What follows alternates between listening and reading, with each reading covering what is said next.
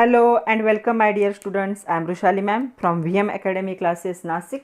हम देख रहे हैं हमारे महाराष्ट्र स्टेट बोर्ड का नया सिलेबस फॉर 12th साइंस, और 12th साइंस का हम देख रहे हैं बायोलॉजी। बायोलॉजी में हम देख रहे हैं chapter number 10 human health and diseases. एक बड़ा टॉपिक है, इंपॉर्टेंट टॉपिक है। बहुत सारे क्वेश्चन भी आते हैं इस पर, बहुत सारे एमसीक्यू भी आते हैं और ह्यूमन से रिलेटेड है मेनली। आज है लेक्चर नंबर 6। लास्ट 2 लेक्चर से हम कॉमन ह्यूमन डिसीजेस को देख रहे हैं। टोटल हमें 11 डिसीज देखने हैं, अभी तक हमारे 4 हो चुके। आज के लेक्चर में और 5 हम देखेंगे, सारे छोटे छोटे। पहले हम बात करेंगे टाइफाइड की, बहुत सारे लोगों को तो हुआ होगा।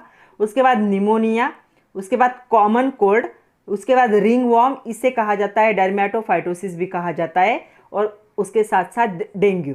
तो ये सारे डिसीज़ें 1 बाय 1 हम डिस्कस करेंगे। इनके सिम्टम्स क्या होंगे, उसके बाद इनका प्रिवेंशन कैसे किया जाएगा, ट्रीटमेंट क्या होगा, डायग्नोसिस कैसे होता है, सारी बातें। तो चलो स्टार्ट करते हैं।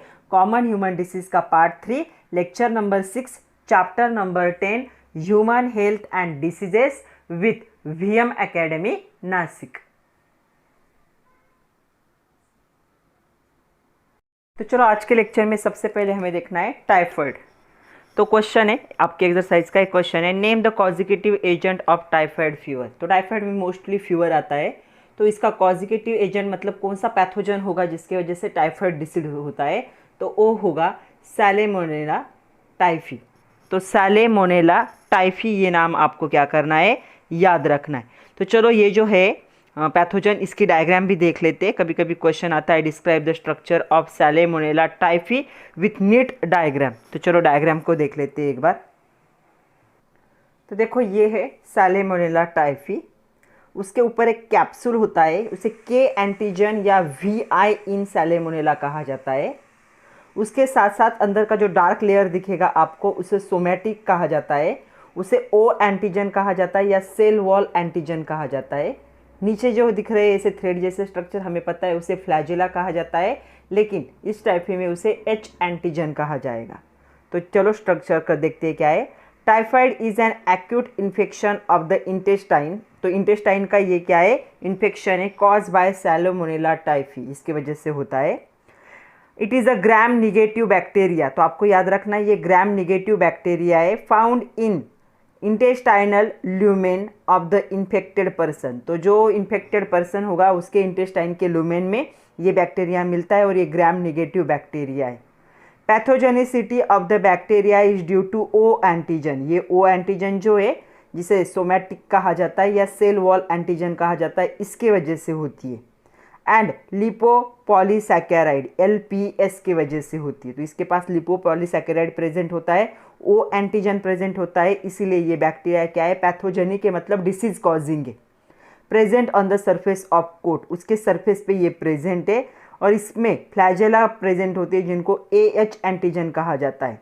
तो ये क्यों पैथोजेनिक है, क्योंकि इसके पास क्या है, वो एंटीजन प्रेजेंट है और लिपोपॉलीसैकेराइड प्रेजेंट है, इसकी वजह से ये पैथोजन है।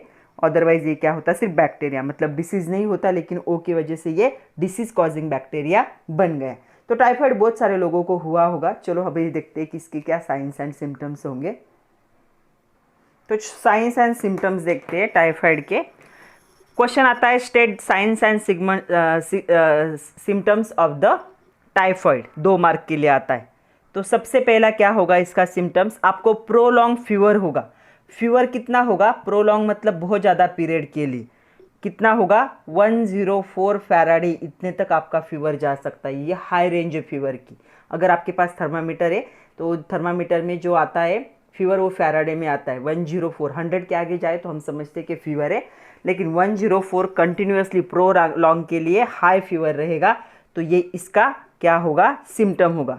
दूसरा होगा, इसमें क्या होता है, जनरल क्या होता है, नौसिया होता है। ओके, उसके बाद फैटिग्यू, चक्कर आने जैसा लगना, उसके बाद वीकनेस आना, कंटिन्यूस हेडेक होना। तो ये सारे क्या है, इसके सिम्टम्स है। ये सिर्फ ये नहीं, प्रोलॉन्ग फीवर भी होना चाहिए। इसके साथ कभी कभी क्या होता है, अगर थोड़ा बढ़ जाए तो क्या होगा, एब्डोमिनल पेन होगा। आपके पेट में क्या है, पेट के पार्ट में पेन होने लगेगा, क्योंकि ये इंटेस्टाइनल डिसीज है, ये इंटेस्टाइन में ये बैक्टीरिया प्रेजेंट होता है। तो एब्डोमिनल में क्या होगा, पेन होगा। कभी कभी किसी किसी पेशेंट में क्या होता है, डायरिया जैसे जो होंगे सिम्टम्स भी दिखते हैं, मतलब यहाँ पे डिहाइड्रेशन होगा। कुछ लोगों को यहाँ पे कॉन्स्टिपेशन का भी प्रॉब्लम होता है। तो कॉन्स्टिपेशन हो जाना मतलब अपने पेट में बहुत सारा गैस हो गया है ऐसे लगना।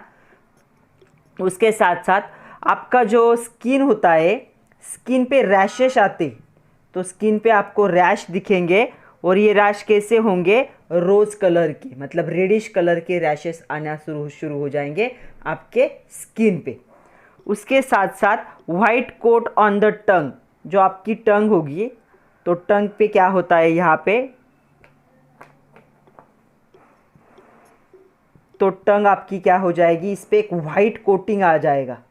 जनरली हमारी टंग जो होती है रेड कलर की दिखती है या पिंकिश कलर की दिखती है, तो उस पर एक वाइट कोटिंग फॉर्म होता है और आपको थोड़ा सा कफ होने लगेगा। ओके, उसके साथ साथ आपको कभी कभी यहाँ पे एपेटाइटिस, लॉस ऑफ एपेटाइटिस ऐसे लगने लगेगा।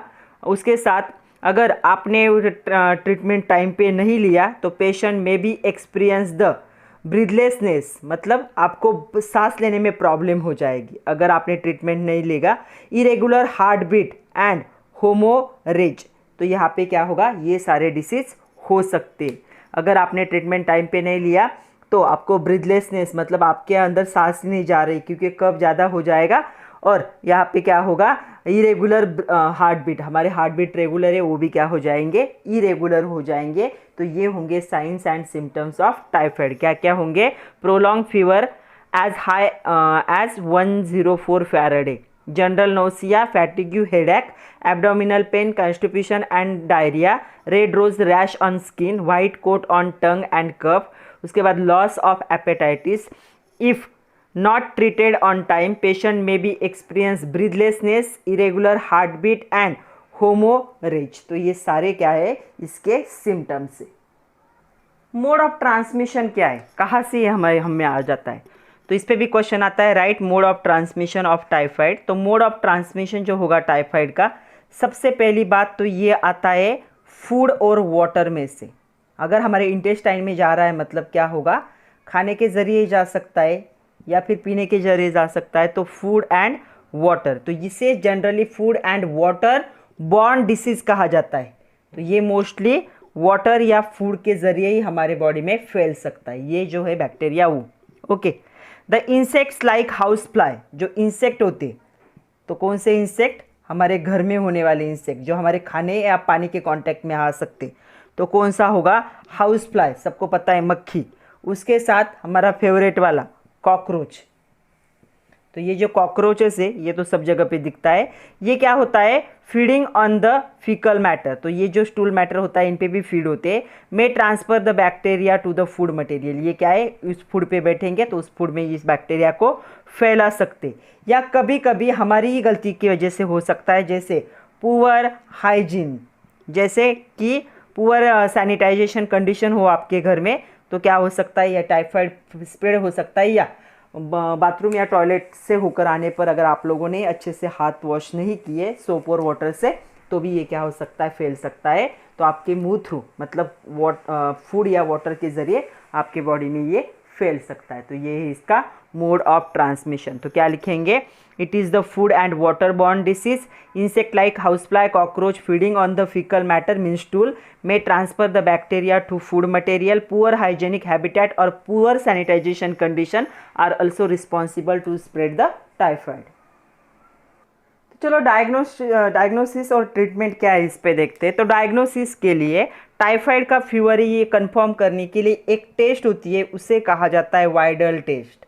तो वाइडल टेस्ट तब की जाती है जब आप में सारे सिम्टम टाइफाइड के हो, तो इस टेस्ट से पता चलता है कि आपको जो फीवर आ रहा है वो टाइफाइड का है या किसी और रीज़न से, क्योंकि मलेरिया में भी फीवर आता है, बहुत सारे ऐसे जिसमें फीवर आता है।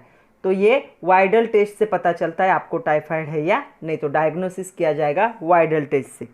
तो यहाँ पे क्या ट्रीटमेंट ले सकते हैं, हाउ टू ट्रीट, तो यहाँ पे एंटीबायोटिक्स की ज़रूरत पड़ती, तो ट्रीटमेंट में क्या होगा, एंटीबायोटिक्स क्या होंगे, यूज़ होंगे। तो कौन से एंटीबायोटिक्स, जैसे क्लोरोमाइसेटिन,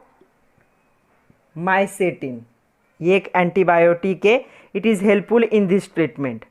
treatment of typhoid involve the surgical removal of gall bladder. अगर सीवियर केस हो, एकदम सीवियर केस हो, तो सीवियर केस में क्या हो सकता है, सर्जिकल रिमूवल मतलब क्या है, ऑपरेशन से क्या होता है, रिमूव किया जाता है हमारा जो गाल ब्लैडर होता है उसे। तो गाल ब्लैडर को रिमूव करना ये क्या है, सीवियर केस में, मतलब जिसका टाइफाइड कंट्रोल ही नहीं हो रहा है और बहुत ज़्यादा बढ़ चुका है, ऐसे कंडीशन में जिसे सांस लेने में प्रॉब्लम हो रही है, हार्ट बीट इरेगुलर हो गए, तो ऐसे केस में सर्जिकल रिमूवल होता है गाल ब्लैडर का। प्रिवेंशन क्या है इसमें, कौन सा वैक्सीन है जो ले सकते हो, तो 2 वैक्सीन यहाँ पे क्या करते हैं, प्रिवेंट करते हैं टाइफाइड को। एक होता है लाहिव ओरल TY21A वैक्सीन, तो ये यूज़ होता है, ये सोल्ड किया जाता है एज अ विवोटिव बर्ना, तो ये मार्केट में मिल जाता है, डॉक्टर दे देंगे। दूसरा है ये ओरली लिया जाता है, इंजेक्टेबल होता है, इंजेक्शन थ्रू दिया जाएगा, तो ये होगा टाइफाइड पॉलीसैकेराइड वैक्सीन, ये भी सोल्ड होता है टाइफिन VI के नेम से। तो ये दोनों वैक्सीन क्या कर सकते हैं, जो वर्ल्ड हेल्थ ऑर्गेनाइजेशन है उसने सजेस्ट किए हुए 2 वैक्सीन है ये। पहला है ओरल वाला TY21A और दूसरा है इंजेक्टेबल टाइफाइड पॉलीसैकेराइड वैक्सीन। तो ये दोनों वैक्सीन से क्या कर सकता है, किया जा सकता है, टाइफाइड होने से प्रिवेंशन किया जा सकता है। तो आपके एक्सरसाइज में और एक क्वेश्चन है, write short note on the typhoid. तो क्या लिखोगे, टाइफाइड क्यों किसके वजह से होता है, उस पैथोजन का नाम, उसके बाद लिखोगे science and symptoms, mode of transmission, उसके बाद आप लिखोगे डायग्नोसिस एंड ट्रीटमेंट, और लास्ट में प्रिवेंशन। तो इतने सारे पॉइंट उस नोट में आने चाहिए शॉर्ट में। तो चलो अभी नेक्स्ट डिसीज की बात करनी है हमें, निमोनिया। क्वेश्चन आता है व्हाट इज निमोनिया, तो निमोनिया क्या है वो पता होना चाहिए आपको। तो pneumonia is an inflammatory condition of lungs, lungs में भी स्पेशली क्या होगा, इन्फ्लेमेशन ऑफ द अल्वोली। तो अल्वोली क्या होता है, माइक्रोस्कोपिक एयर सैक होते हैं हमारे लंग्स में, तो ये हमें पता है, हम देख चुके हैं इसे। ओके, तो लंग हमने जब देखा था तब हमने देखे थे कि अल्वोली क्या होते हैं, रेस्पिरेशन में हमने देखा है। तो अल्वोली क्या होते हैं, माइक्रोस्कोपिक, थोड़े छोटे छोटे क्या होंगे, ऐसे छोटे छोटे वेन्स होंगे, या छोटे छोटे क्या कह सकते हो, सैक कहोगे, लंग के नीचे प्रेजेंट होते हैं। उनमें क्या होता है, इन्फ्लेमेशन, उसे क्या कहा जाता है, निमोनिया। या कभी कभी क्या होगा, when lungs fill with the fluid, जब आपके लंग में फ्लूइड फिल हो जाए तब क्या होता है, निमोनिया होता है आपको। तो ये जो लंग में फ्लूइड फिल होता है उसे कहा जाता है कॉन्सिलिडेशन या फिर एक्सक्लूडेशन।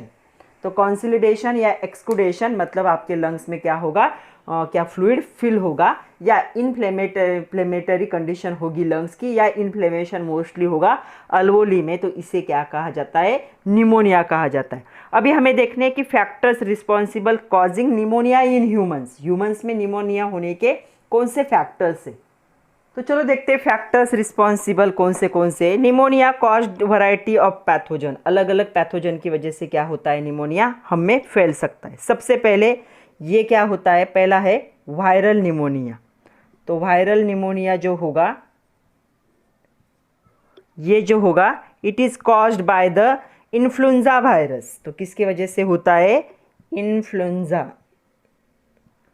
वायरस के वजह से होता है। उसके साथ साथ कभी कभी एडेनो वायरस की वजह से होता है, पैरा इन्फ्लुएंजा की वजह से होता है।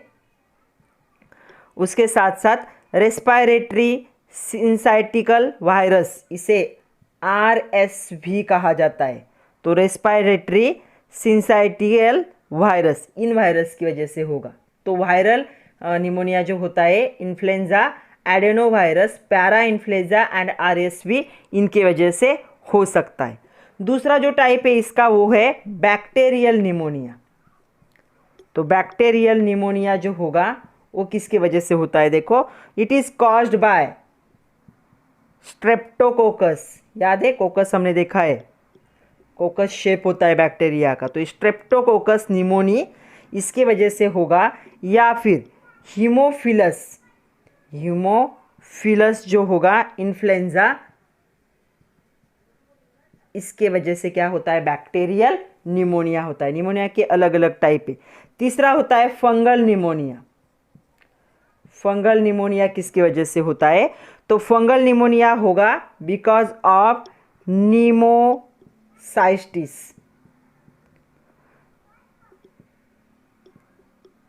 जीरोवेसी, तो इसके वजह से होता है। या फिर दूसरा एक और वायरस है नीमोसाइस्टिक कैरिनी, तो ये वायरस है, इनकी वजह से फंगल इन्फेक्शन मतलब फंगल निमोनिया हो सकता है। फोर जो टाइप है इसका अदर केसेस, अदर टाइप का भी होगा, अदर केसेस जिसे कोई स्पेसिफिक नाम नहीं है। तो अदर केसेस में क्या होगा, pneumonia also called by the chemical burn, chemical burn हो जाए आप में तो हो सकता है। कभी कभी फिजिकल इंजुरी अगर आपके लंग में हो जाए, तो फिजिकल इंजुरी इन लंग्स अगर होती है तब भी आपको क्या हो सकता है, निमोनिया हो सकता है। तो ये अलग अलग क्या है, इन्फेक्शंस होते हैं निमोनिया के। तो ये फैक्टर से responsible for the pneumonia in humans. Viral pneumonia हो सकता है आपको, बैक्टीरियल हो सकता है, फंगल हो सकता है, या फिर अदर हो सकता है। और ये उसके क्या है, जो है एक्चुअल में pathogen responsible, variety of pathogen. तो आपको ये सारे नाम याद रखने। तो कभी कभी क्वेश्चन आता है which body part in human being infected by bacterial causing pneumonia. तो कौन सा बॉडी पार्ट हमारा यहाँ पे कॉज होता है, तो आपको याद रखना है अल्वोली ऑफ द लंग्स। तो लंग्स में जो छोटे छोटे क्या होते हैं, माइक्रोस्कोपिक सैक होते हैं, वो क्या होते हैं, यहाँ पे इन्फेक्टेड होते हैं इस बैक्टीरिया या इस पैथोजन की वजह से। तो चलो साइंस एंड सिम्टम्स देख लेते हैं क्या होते हैं इसके। तो सबसे पहला यहाँ पे साइन होगा, क्वेश्चन आता है what are sign symptoms of the pneumonia.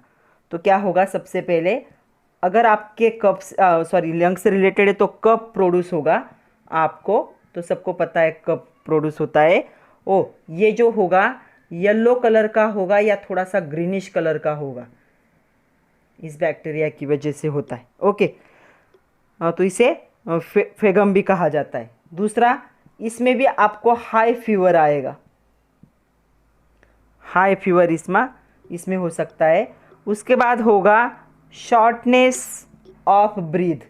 क्यों, क्योंकि आपका लंग क्या हो चुका है, फ्लूइड से भर चुका है, तो आपको ब्रीथ, तो लंग्स में हवा को स्टोर करने के लिए, एयर को स्टोर करने के लिए जगह नहीं है, तो आपकी ब्रीथ क्या हो जाएगी, शॉर्ट हो जाएगी।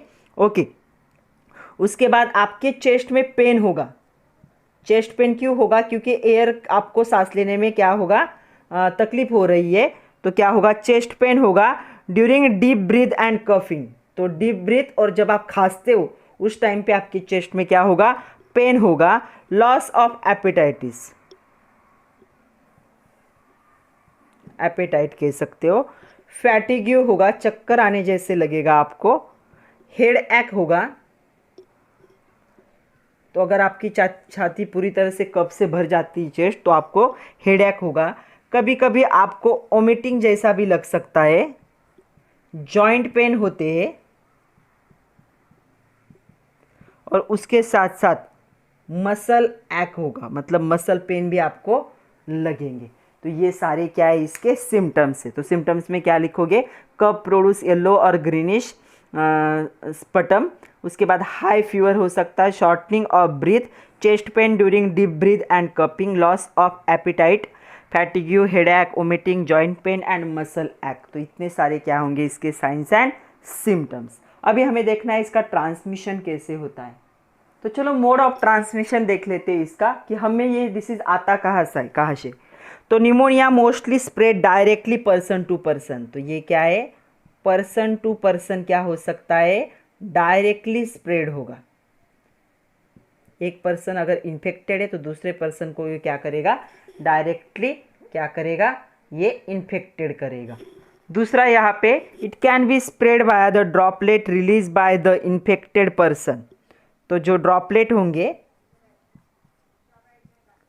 ड्रॉपलेट्स होंगे, वो इंस्पेक्टेड पर्सन से क्या होंगे, इंस्पेक्टेड पर्सन जो होगा उसने जो रिलीज किए होंगे, और every by using the shared cloth और यूटेंसिल्स, या आप जो पर्सन को हुआ है उसके क्लोथ्स या उसके यूटेंसिल भी यूज़ करते हो, यूटेंसिल्स, तो भी आप में ये क्या हो सकता है, स्प्रेड हो सकता है। ये क्या है, कम्युनिकेबल है, मतलब एक पर्सन से दूसरे पर्सन में इजीली क्या होता है, स्प्रेड होता है। तो ये person to person directly spread होगा, या जो ड्रॉपलेट होंगे मतलब जो कफ होगा किसी पर्सन का उसके थ्रू स्प्रेड हो सकता है। अगर उस इन्फेक्टेड पर्सन के क्लोथ या यूटेंसिल आप यूज़ करते हो तो उससे भी आप में ये स्प्रेड हो सकता है।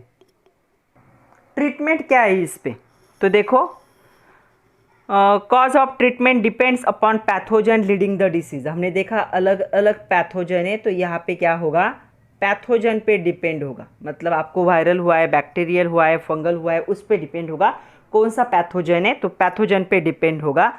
अगर बैक्टीरियल निमोनिया है तो मैं यहाँ पे लिख रही हूँ बैक्टीरियल निमोनिया है, तो उसके लिए आपको एंटीबायोटिक, मोस्टली बैक्टीरियल ही होता है, एंटीबायोटिक्स दिया जाता है। जैसे एंटीबायोटिक होगा बेंजिल पेनिसिलिन, पेनिसिलिन पता होगा आपको। उसके बाद एम्पीसिलिन, उसके बाद क्लोराम फिनिकोल, ये क्या किए जाते हैं, ये एंटीबायोटिक दिए जाते हैं अगर बैक्टीरियल निमोनिया है तो। ये इफेक्टिव एंटीबायोटिक है, बेंजीन पेनिसिलिन, एम्पीसिलिन एंड क्लोरा एम्फिनिकोल, तो ये क्या होंगे, यूज़ होंगे।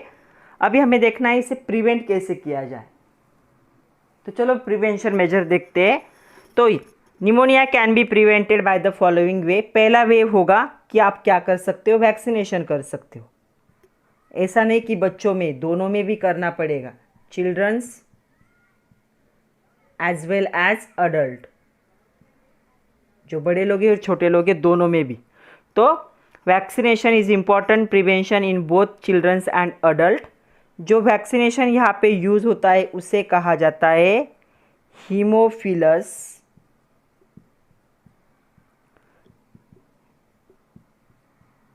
इन्फ्लुएंजी। दूसरा यहाँ पे यूज़ होता है,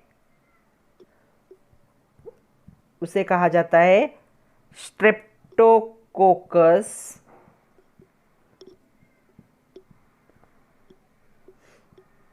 निमोनी।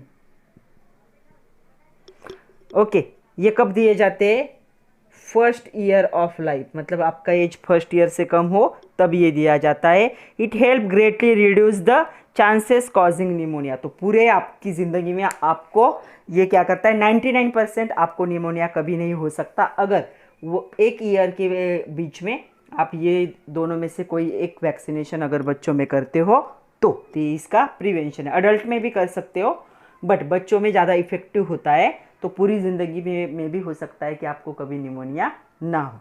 और एक क्वेश्चन है इंटरनेट माय फ्रेंड करके, आपके टेक्स्ट बुक के पेज नंबर 233 पे क्वेश्चन है। क्वेश्चन क्या है देखो, find out mode of infection by which pathogen spread from person to person. तो मोड ऑफ न्यूट्रिशन बताने, मोड ऑफ इन्फेक्शन बताने हमें पैथोजन जो स्प्रेड होगा पर्सन टू पर्सन। तो क्या हो सकता है, पहला होगा डायरेक्ट इन्फेक्शन होगा, और दूसरा क्या होगा, इनडायरेक्ट होगा। तो डायरेक्ट में क्या होगा, डायरेक्ट ट्रांसमिशन में थ्रू डायरेक्ट कांटेक्ट और द ड्रॉपलेट स्प्रेड, मतलब पर्सन टू पर्सन कांटेक्ट हो या ड्रॉपलेट स्प्रेड की वजह से होगा। तो पहला होगा डायरेक्ट में डायरेक्ट कांटेक्ट, तो डायरेक्ट ट्रांसमिशन देख रहे हैं हम, तो डायरेक्ट कांटेक्ट होगा पर्सन टू पर्सन तब हो सकता है। Skin to skin contact, kissing की वजह से, सेक्सुअल इंटरेक्शन की वजह से, या फिर और भी कुछ हो सकता है जैसे वेजिटेबल, सॉइल हैबरिंग इन्फेक्शन, ऐसे डायरेक्ट क्या हो सकता है, डायरेक्ट कांटेक्ट की वजह से इन्फेक्शन हो सकता है। जो इन्फेक्शियस डिसीज है या कम्युनिकेबल डिसीज है उसकी बारे में बात कर रहे हैं। दूसरा हो सकता है ड्रॉपलेट की वजह से, तो ड्रॉपलेट स्प्रेड की वजह से क्या होगा, यहाँ पे हो सकता है। तो ड्रॉपलेट स्प्रेड मतलब सीजनिंग, कपिंग, टॉकिंग, इसकी वजह से होगा। अगर किसी भी और इन्फेक्टेड पर्सन का कोई भी बॉडी का ड्रॉपलेट आपके बॉडी में चला जाए तो उसकी वजह से ये हो सकता है। इनडायरेक्ट में क्या होगा, it is cause through the airborne, vehicle born या फिर वेक्टर बॉर्न मीन्स। तो पहला क्या हो सकता है, यहाँ पे एयरबॉर्न होगा, एयर थ्रू क्या होगा, यहाँ पे चला जाएगा, एयरबॉर्न ट्रांसमिशन। तो ये क्या होगा, it is carried out to the dust और droplet nuclei suspended in air. अगर उसी पर्सन की बॉडी की कोई डस्ट या कोई बॉडी का ड्रॉपलेट एयर में चला जाए तो उसकी वजह से हो सकता है। दूसरा होगा व्हीकल बॉर्न। तो व्हीकल बॉर्न में क्या होगा, देखो फूड, वाटर, बायोलॉजिकल प्रोडक्ट जैसे ब्लड, उसके बाद यूटेंसिल, क्लोथिंग, इसके वजह से। व्हीकल मतलब गाड़ी की बात नहीं कर रहे, मतलब एक पर्सन से दूसरे पर्सन तक क्या होगा, ट्रैवल करके जाएगा। तो ट्रैवल कौन से ज़रिए से कर सकता है, फूड से कर सकता है, वाटर से हो सकता है, जैसे बायोलॉजिकल प्रोडक्ट ब्लड से हो सकता है, यूटेंसिल, क्लोथ यूज़ करोगे तो उसकी वजह से व्हीकल बॉर्न ऐसे भी ट्रांसमिट हो सकता है। और तीसरा होगा यहाँ पे वेक्टर बॉर्न। तो वेक्टर बॉर्न मतलब क्या होगा, transmission through the vectors like mosquito, tick, इसके वजह से क्या हो सकता है, ट्रांसमिट हो सकता है। तो ऐसे क्या है, दो टाइप होंगे ट्रांसमिशन के, direct and indirect. Next disease हमें देखना है कॉमन कोल्ड। तो इस पे भी क्वेश्चन आता है, what are causative agent of common cold. तो कॉजिकेटिव एजेंट क्या हो सकते हैं, उनको आप कोरोना वायरस कह सकते हो, कोरोना वायरसेस और रिनो वायरसेस। तो ये क्या होंगे, इनके कॉजिकेटिव एजेंट्स होंगे, इनकी वजह से आप में कॉमन कोल्ड फैल सकता है। सिम्टम्स क्या होंगे इसके, कभी कभी क्वेश्चन आता है, what are the symptoms of common cold.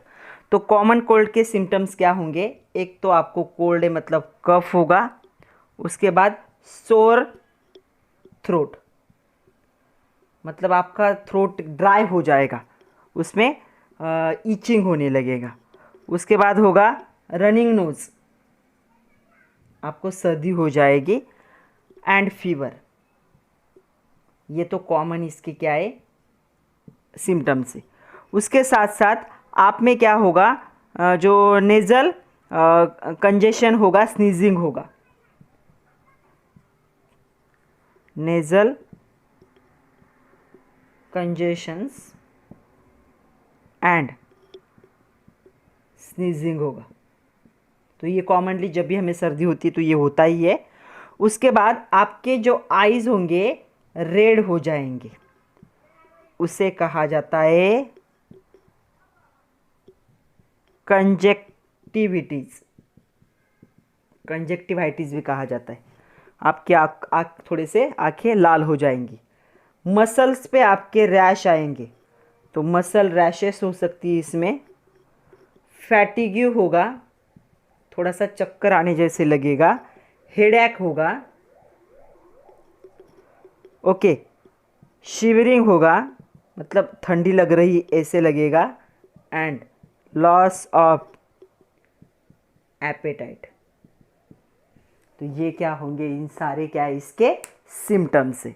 तो सिम्टम्स में हम लिख सकते हैं cough, sore throat, running nose, fever, nasal congestion, sneezing, conjunctivitis मतलब red eyes, muscle rash, fatigue, headache, shivering and loss of appetite. तो ये सारे क्या है सिम्टम्स है कॉमन कोल्ड के।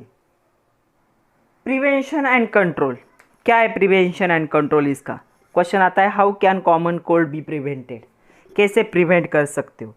तो सबसे पहला, अभी तो हमें कोरोना वायरस की वजह से बहुत सारे वेज पता है, स्टेइंग अवे फ्रॉम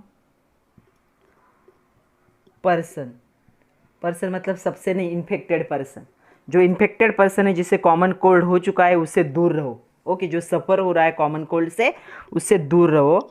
दूसरा है वॉशिंग हैंड विथ सोप, तो सोप एंड वाटर से क्या करोगे, हैंड को कंटिन्यूअसली वॉश करते रहोगे। यूज़ कर सकते हो, क्या है यहाँ पे, हैंकरचिप को यूज़ कर सकते हो टू कवर द नोज़, या फिर मास्क यूज़ कर सकते हो। अभी तो हमें पता ही ये मास्क यूज़ करते, cover the nose, mouth during the coughing and sneezing. अभी तो हम क्या कर रहे हैं, पूरे टाइम पे मास्क यूज़ कर रहे हैं, तो मास्क यूज़ कर सकते हो, या हैंकरचिप को भी यूज़ कर सकते हो। अल्कोहल बेस्ड सैनिटाइज़र यूज़ कर सकते हो। तो सैनिटाइज़र, अभी तो हमें बहुत सारे सैनिटाइज़र्स पता है, तो सैनिटाइज़र अल्कोहल बेस होना चाहिए क्योंकि अल्कोहल इस बैक्टीरिया को किल करता है। तो अल्कोहल बेस्ड सैनिटाइज़र क्या कर सकते हो, यूज़ कर सकते हो। मास्क की जगह पे हैंकरचिप भी यूज़ कर सकते हो। तो ये सारे क्या है इसके प्रिवेंशन एंड कंट्रोल। तो और एक क्वेश्चन है आपके टेक्स्ट बुक का, कैन यू टेल करके 233 पेज नंबर पे क्वेश्चन है। Why do we suffer from common cold repeatedly in life but the other diseases like influenza और स्मॉल पॉक्स ओनली वंस। तो आपको पता है स्मॉल पॉक्स जो होते हैं, स्मॉल पॉक्स हमें पूरी ज़िंदगी में एक ही बार होते हैं, लेकिन कॉमन कोल्ड हमेशा कंटिन्यू रिपीटेडली होता रहता है। ऐसा क्यों क्वेश्चन है। तो क्या लिख सकते हैं हम, जो कॉमन कोल्ड होता है ये मेनली दो वायरसेस की वजह से होता है। एक होता है कोरोना वायरसेस और दूसरा होता है यहाँ पे रीनो वायरसेस। तो इनकी वजह से हमें क्या होता है, कॉमन कोल्ड होता है। Okay, each group contain the numerous different type of viruses that cause the common cold. तो दोनों के ग्रुप है ये। कोरोना वायरस कोई एक अभी आया है वो नहीं है, कोरोना वायरस एक ग्रुप है जिसकी वजह से कॉमन कोल्ड होता है, और रीनो वायरस भी एक ग्रुप है। तो ये दोनों ग्रुप है वायरसेस के, इनमें से क्या है हमें कॉमन कोल्ड होते रहता है। तो individually may not always be infected by the same type of virus. तो हमेशा जब हमें कॉमन कोल्ड होता है तो हमेशा सेम टाइप के वायरस से हमें नहीं हो सकता, हर टाइम पे अलग अलग वायरस की वजह से होता है, क्योंकि हर एक की इम्यूनिटी क्या होती है, डिफरेंट होती है अगेंस्ट द वायरस। अगर रीनो वायरस या कोरोना वायरस की वजह से हमें क्या हो रहा है, रिपीटेडली क्या हो रहा है यहाँ पे कॉमन कोल्ड हो रहा है, मतलब क्या हुआ है, हमारी बॉडी उसके अगेंस्ट क्या फाइट नहीं कर रही, उसे रेजिस्ट नहीं कर रही। ओके, दूसरा जो होता है स्मॉल पॉक्स कॉज होता है बिकॉज ऑफ वेरियोला वायरस जो होता है उसके वजह से स्मॉल पॉक्स होता है। तो स्मॉल पॉक्स इसकी वजह से होता है। एक ये क्या होता है, जब एक बार आपको हो जाता है तो आपकी जो मेमोरी होती है इसकी वैक्सीनेशन की या फिर आपके सेल की, वो इसे याद रखती है, और जब सेकंड टाइप ये पैथोजन आपके कांटेक्ट में आता है तो आपकी ह्यूमन सिस्टम उसे किल कर देती है। इसलिए ये आपको सिर्फ वंस होगा पूरी लाइफ में, दोबारा कभी भी नहीं हो सकता। ओके, तो आरएनए वायरस जैसे कि रीनो वायरस है, ये क्या होता है, mature faster than the DNA virus. तो ये डीएनए वायरस है और ये रीनो वायरस क्या है, आरएनए वायरस है। तो ये जल्दी किल नहीं होता, ये क्या होता है, जल्दी क्या होता है, वैक्सीनेशन से मर जाता है। रीनो वायरस नहीं मरता। जब हमने डीएनए आरएनए देखा था तब मैंने आप लोगों को बताया था। तो आपको याद रखना है कि स्मॉल पॉक्स में क्या होता है, ये जो वायरस है आपको एक बार हो जाता है तो आपकी ह्यूमन सिस्टम उसे मेमोरी में रख लेती है। जब ये दोबारा आपकी बॉडी में आता है तो आपकी ह्यूमन सिस्टम इसे क्या कर देती है, एनकाउंटर कर देती है। लेकिन कोरोना वायरस के दो अलग अलग ग्रुप है और ये आरएनए बेस है, ये क्या है, वैक्सीनेशन से भी जल्दी जाता नहीं है। इसलिए कॉमन कोल्ड है, इसका जनरली कोई वैक्सीनेशन नहीं होता। तो ये हमें बार बार होता रहता है क्योंकि दो अलग अलग ग्रुप वायरसेस के क्या कर रहे हैं, अटैक कर रहे हैं। नेक्स्ट हमें डिसीज देखना है रिंग वॉर्म, या इसे कहा जाता है डर्मेटोफाइटोसिस। डर्मा मतलब स्किन, तो ये स्किन से रिलेटेड डिसीज होगा। तो कभी कभी क्वेश्चन आता है व्हाट इज डर्मेटोफाइटोसिस। तो dermatophytosis is the clinical condition caused by the fungal infection of the skin. आपके स्किन पे जब फंगल इन्फेक्शन होता है तो उसे क्या कहा जाता है, डर्मेटोफाइटोसिस कहा जाता है। ओके, तो अभी हमें देखने हैं इसके दो कॉजिकेटिव एजेंट। कौन है इसके कॉजिकेटिव, ये जो होता है जनरली किसके वजह से होता है, तो ये हम में फैलता है बिकॉज ऑफ, पहला होता है ट्राइकोफाइटॉन, ये एक क्या होगा, कॉजिकेटिव एजेंट होगा। दूसरा होता है माइक्रोस्पोरम, तो ये कॉमन कॉजिकेटिव एजेंट होते हैं। ये दोनों भी क्या है, रिंग वॉर्म डिसीज के क्या है, रिंग वॉर्म डिसीज के कॉजिकेटिव एजेंट है, या फिर डर्मेटोफाइटोसिस के क्या है, कॉजिकेटिव एजेंट है। इन दोनों की वजह से होता है। How do people contract the dermatophytosis. तो रिंग वॉर्म स्प्रेड होता है शेयरिंग द क्लोथ। तो क्या होता है, ये जो डिसीज़ है, अगर इन्फेक्टेड पर्सन के आप क्लोथ्स यूज़ करते हो, उसका कॉम यूज़ करते हो मतलब कंघी यूज़ करते हो इन्फेक्टेड पर्सन की, या फिर क्लोज कांटेक्ट करते हो उस पर्सन के साथ, तो ये क्या होता है, आप में फैल सकता है। और क्लोज कांटेक्ट, तो एक पर्सन है इन्फेक्टेड, उसके क्लोथ आपने यूज़ किए, उसका कॉम आपने यूज़ किया या उससे क्लोज कॉन्टैक्ट हुआ आपका, तो ये आप में क्या हो सकता है, इजीली फैल सकता है। चलो सिम्टम्स देखते हैं क्या है इसके। तो सिम्टम्स फंगल डिसीज है ये। तो जो फंगस होते हैं वो हमारे जो स्किन के कैराटिन होते हैं, हेयर के कैराटिन होते हैं या नेल के कैराटिन जो होते हैं उन पे फीड करते हैं, उन पे जिंदा रहते हैं फंगस। तो ये कैराटिन पे डिपेंड रहेंगे, स्किन, हमारे हेयर या हमारे नेल। तो इसीलिए हमेशा फंगस कहाँ कहाँ होता है, एक तो हमें स्किन पे हो सकता है, नेल में हो सकता है या हमारे हेयर्स में हो सकता है, ओके, स्काल्प में मोस्टली। तो वहाँ पे क्या होता है, जो कैराटिन प्रेजेंट होता है उस पर क्या करते हैं, फंगस जिंदा रहते हैं उस पर। तो सिम्टम्स क्या होंगे देखो, तो ये क्या है, infected skin shows the enlarge red ring coloured, क्या होंगे, रिंग वॉर्म, मतलब ऐसे धब्बे दिखेंगे आपको, तो लार्ज दिखेंगे, एनलार्ज रेड रिंग कलर के रिंग क्या होंगे आपके स्किन पे डेवलप होंगी, ओके। अपीयरेंस ऑफ ड्राई, आपकी स्किन क्या हो जाएगी, ड्राई हो जाएंगी, स्केली हो जाएंगी, मतलब ऊपर का कोटिंग उसका निकलने लगेगा, तो स्केली हो जाएगी। एंड वेरियस, बहुत सारे बॉडी के पार्ट जहाँ जहाँ ये डिसीज़ फैलेगा, उसके साथ साथ आपके स्किन पे रेड पैच पड़ सकते, रेड पैचेस आएंगे, उसमें क्या होगा, इसमें ईचिंग होता है, रेड पैच जब भी हमारी स्किन ड्राई होती है उसमें क्या होता है, ईचिंग होता है। तो ड्राई होगी, स्केली होगी, रेड पैचेस आ जाएंगे, उसमें ईचिंग होगा। अगर आपके नेल में इन्फेक्शन होता है तो क्या हो जाएंगे नेल, तो वहाँ पे होता है ओनिकोमिकोसिस, मतलब आपके क्या हो जाएंगे, आपके नेल क्या हो जाएंगे, यहाँ पे थिक हो जाएंगे नेल, ओके। डिसकलर हो जाएंगे, मतलब एक्चुअल जो हमारे नेल का कलर होता है वो चला जाएगा। उसके बाद डिसफिगर्ड हो जाएंगे, मतलब जो एक्चुअल हमारे नेल दिखने चाहिए वैसे नहीं दिखेंगे, ओके। अगर ये आपके फुट में हो जाता है फंगल इन्फेक्शन, तो it begins from the toe, तो आपके टो ड्राई हो जाते हैं या टो में क्या हो जाता है, वहाँ पे पैच आ जाते हैं, वहाँ वो क्या है, स्केली हो जाता है टो।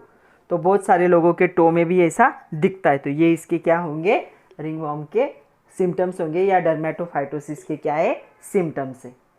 तो क्या क्या सिम्टम्स देखे हमने, तो infected skin shows the enlarge red rings cause due to the ringworm.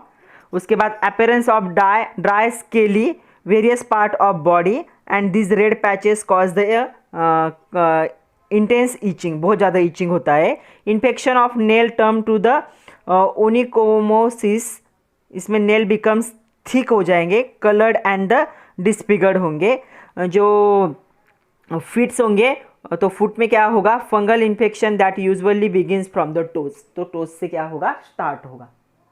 तो चलो इसका डायग्नोसिस एंड ट्रीटमेंट देखते हैं। डायग्नोसिस कैसे होगा, फिजिकल एग्जामिनेशन से ही पता चलेगा, तो डॉक्टर को देखते ही पता चलता है, फिजिकल एग्जामिनेशन से पता चलेगा, okay.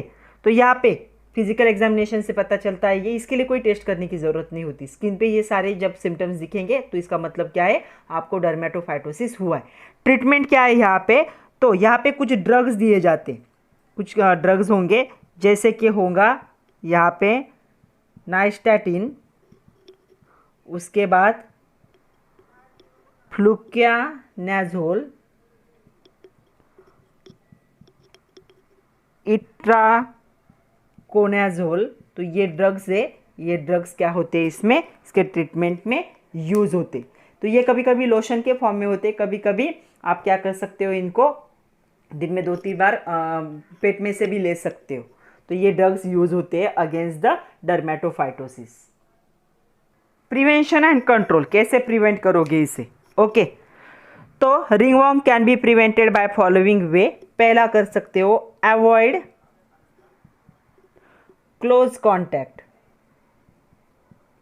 With the infected person, जिस इन्फेक्टेड पर्सन है उसके को क्लोथ शेयर नहीं करने हैं, उसके स्पोर्ट इक्विपमेंट भी शेयर नहीं करने हैं, उससे क्लोज कॉन्टैक्ट क्या करना है, अवॉइड करना है, ओके। दूसरा है वॉशिंग क्लोथ, अगर आपको नहीं पता है किसी को हुआ है या नहीं हुआ है, तो क्लोथ को वॉश कर सकते हो विथ हॉट वाटर,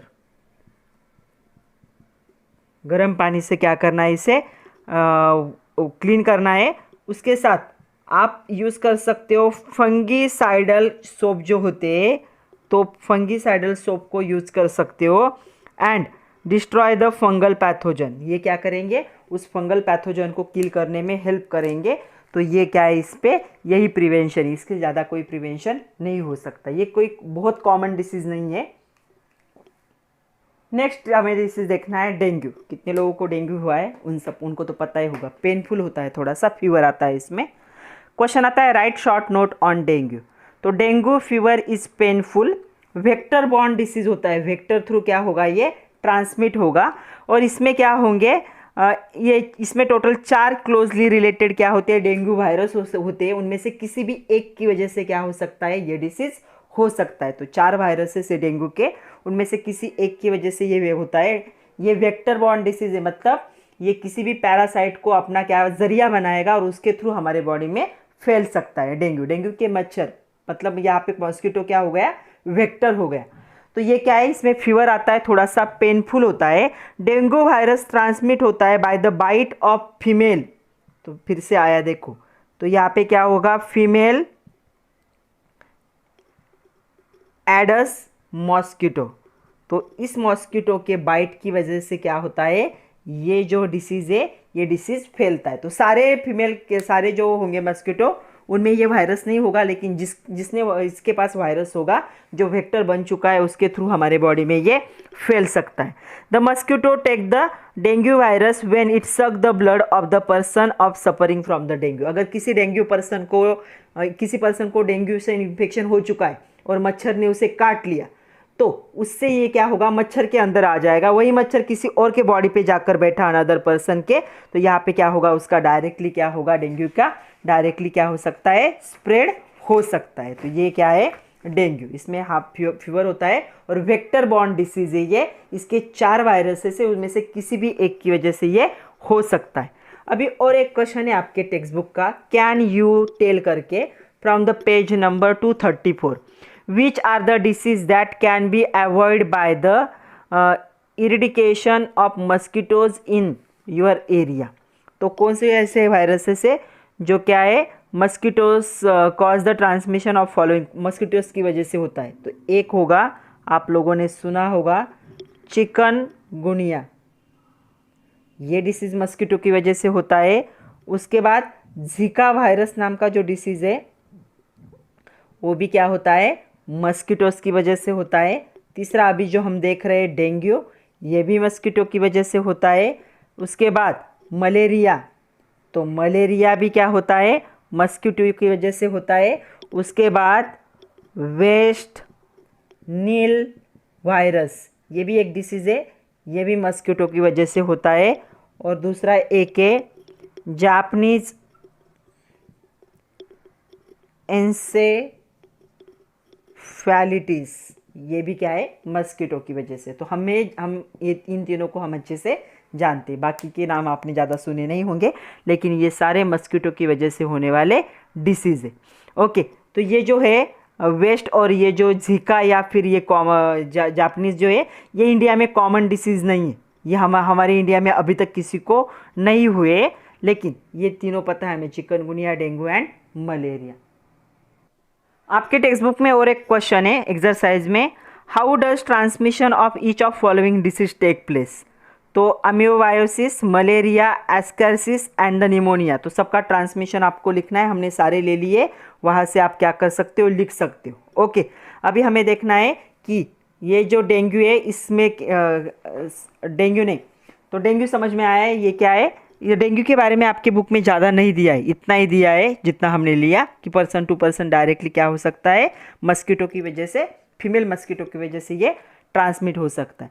और क्वेश्चन है आपके, can you tell, 234 page number पे। सेकंड क्वेश्चन ऐसा है, what are the various ways in which mosquito can be eradicated from any area. तो मच्छरों को हर एरिया से कैसे भगाया जाएगा, तो उसके लिए अलग अलग हमें क्या है, वेरियस वेज पता नहीं।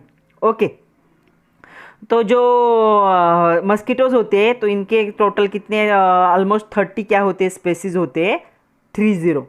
तो ये क्या कर सकते हैं, अलग अलग डिसीज़ को फैलाते। तो आप लोग क्या करो, मेल मस्कीटो तो वैसे कोई प्रॉब्लम नहीं देता, मोस्टली फीमेल मस्कीटो की वजह से ही प्योर होते हैं। तो इस क्वेश्चन के लिए आप थोड़ा सा सर्च करो। उसमें और एक क्वेश्चन है, what precautions will you take if you are travelling in the area which has lot of mosquito. तो आप अगर बहुत सारे मस्कीटो के एरिया में आपको ट्रैवल करना है तो कौन सा प्रिकॉशन आप ले सकते हो। Okay, tough though most of the mosquito borne disease are not have the vaccination. तो मस्कीटो के डिसीज़ के लिए कोई वैक्सीनेशन नहीं है। There are available vaccination against the, जो जापानीज़ हमने देखा इन एलिफेंटिस या येलो फीवर जो होता है उसके अगेंस्ट सिर्फ यहाँ पे क्या है, वैक्सीनेशन अवेलेबल है, बाकी किसी के लिए भी नहीं है। तो अगर ऐसे एरिया में आपको जाना पड़े तो उससे थोड़ा सा स्टडी कर लो पहले, विजिट करने से पहले, क्योंकि वेक्टर बॉर्न डिसीज जो होते हैं वो जल्दी फैलते। तो pack the travel healthy kit, insect repellent रखो उसमें। उसके बाद क्या कर सकते हो, प्रिपेयर पिक, उसमें मस्कीटो की क्या कर सकते हो आप, नेट रख सकते हो। उसके साथ साथ कोई स्प्रे अपने साथ रख सकते हो।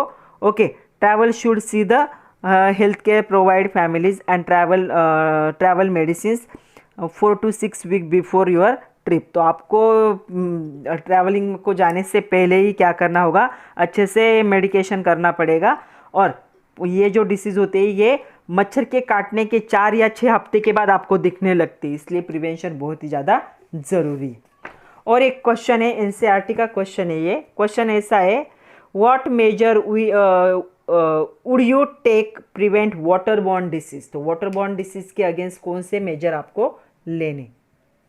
तो water borne disease, water borne disease हमने कौन सा देखा, तो हमने देखा टाइफाइड, वाटर बॉर्न डिसीज था ये। इसके अगेंस्ट कौन से प्रिवेंशन ले सकते हो, ऐसा क्वेश्चन है। ड्रिंक ओनली बॉइल्ड वाटर, तो क्या कर सकते हो, बॉइल्ड वाटर को क्या करोगे, ड्रिंक करोगे। ओके, दूसरा, do not boil water should be chlorinated and filter.